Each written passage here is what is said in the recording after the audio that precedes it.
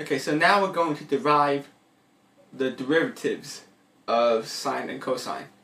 So to begin, we're going to review the two limits that involve trigs. Okay, and they are so the first one is the limit of sine of delta x over delta x as delta x approaches 0 is equal to 1. You've probably seen this with x instead of delta x, but the same thing here, but all I did was just replace the x's with delta x's, and you'll see why later. Okay, so that's the first one. And then the second one is the limit of 1 minus cosine of delta x over delta x as delta x approaches 0. That's going to equal 0. Okay, so now let's start.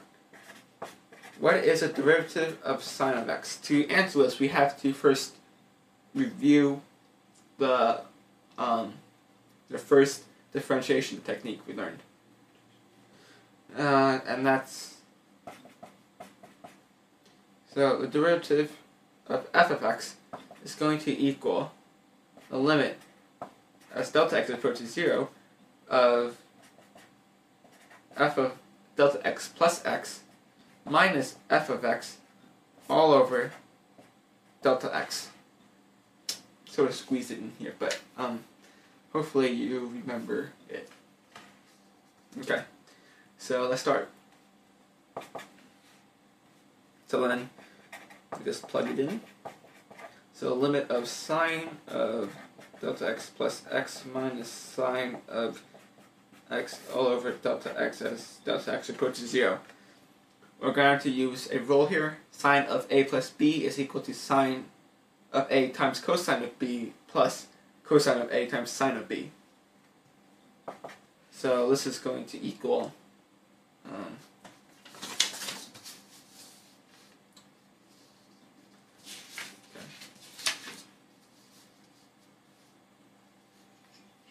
there we go. Okay, that's going to equal it's going to equal sine of delta x times cosine of x plus cosine of delta x times sine of x all minus sine of x divided by delta x. Okay. Now here's the tricky part. We're going to factor out sine of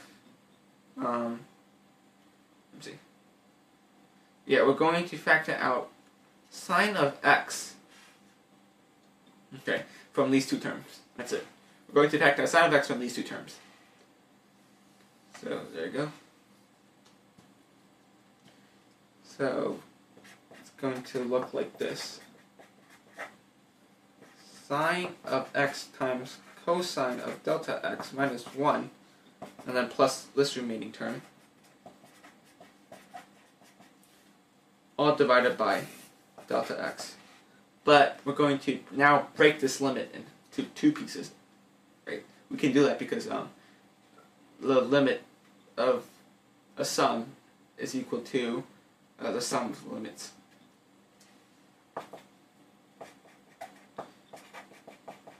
So the limit of sine of x times cosine of x minus 1 all over delta x plus the limit of sine of delta x times cosine of x all divided by delta x. Now what happens? Well, if you remember the two limits I showed you before, one of them was limit of cosine of delta x minus 1 over delta x as x approaches 0. And that's going to equal 0, right? So then this term becomes 0. What about this term? Well, take a look at this, and then take a look at this. We see that this part goes to 1. So then therefore, we have cosine of x left, and that's equal to cosine of x. So there you go.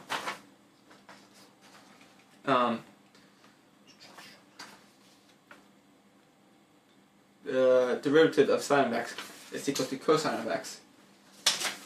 And that's pretty cool. Now, here I have the chart of sine and cosine. Unfortunately, I should have printed this one on top of the list, but anyway, I'm sure that you can deal with it. This is sine of x, this is cosine of x. So take a look at this. Sine of x, remember that the derivative, you can interpret the derivative to be the slope of the function. So over here, sine, there's a huge slope. Sine has the largest slope. Right there. Which is 1. See it there.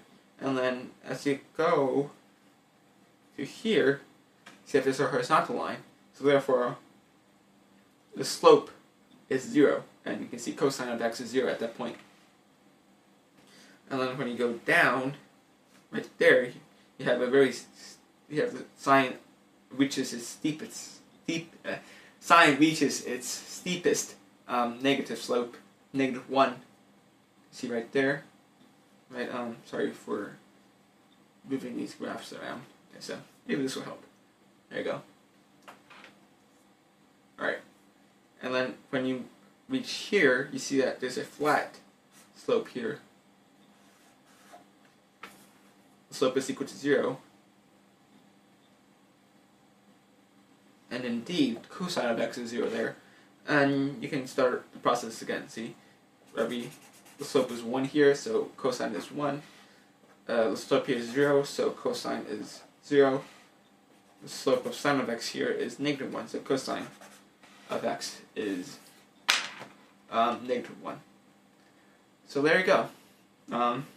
So you can see that this derivative of sine of x is equal to cosine of x.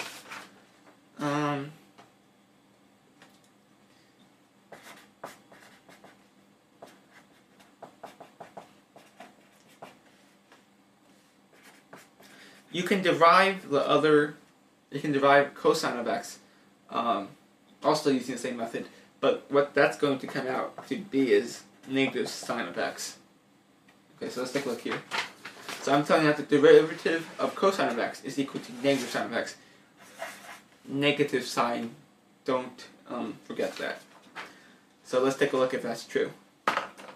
So over here, you see that cosine of x has a slope of 0. And indeed, sine of x is 0.